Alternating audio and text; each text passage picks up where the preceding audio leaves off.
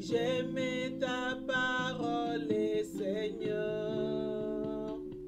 Elle est la vérité sur mon sentier. Pareil, je vais me laisser guider et faire ta volonté sans murmurer, en espérant dans ta bonté.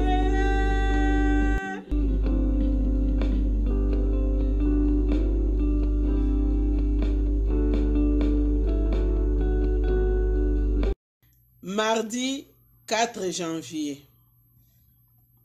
Nous vous annonçons que de ces choses vaines, vous vous tourniez vers le Dieu vivant qui a fait le ciel et la terre, et la mer et toutes les choses qui y sont.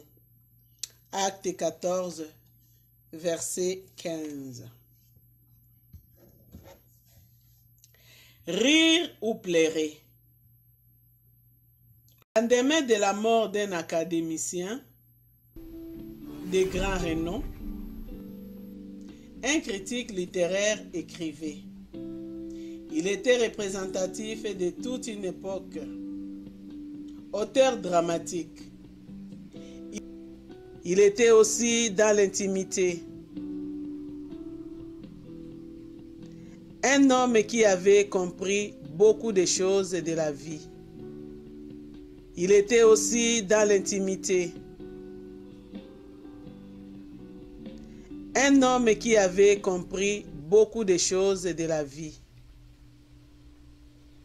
Son sens de tragique se cachait toujours sous des rires. Le plus important, se plaisait-il à répéter, c'est de faire rire. Faire rire pour que les gens oublient leur tristesse, pour détourner leurs pensées des choses sérieuses et avant tout de ce qui se rapporte à leur relation avec Dieu.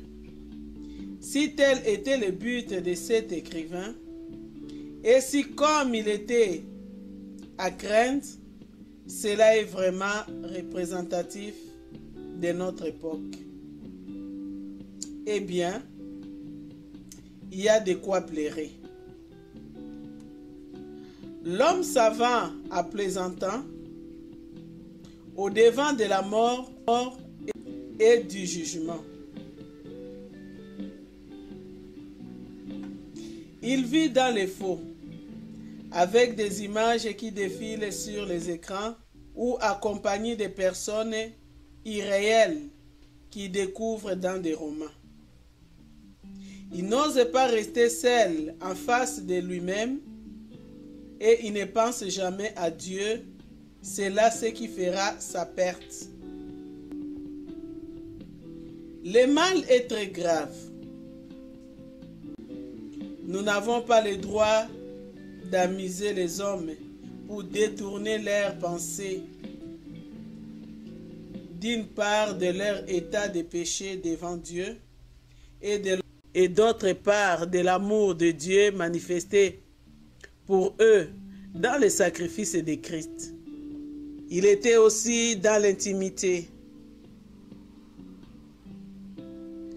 un homme qui avait compris beaucoup de choses de la vie. En dénonce toute la gravité. Mais quand quelqu'un est tombé d'accord avec lui pour reconnaître sa culpabilité, alors Dieu lui offre sa grâce. Il a tant aimé le monde qu'il a donné son Fils unique, afin que quiconque croit en lui ne périsse pas, mais qu'il ait la vie éternelle. Jean 3, verset 16.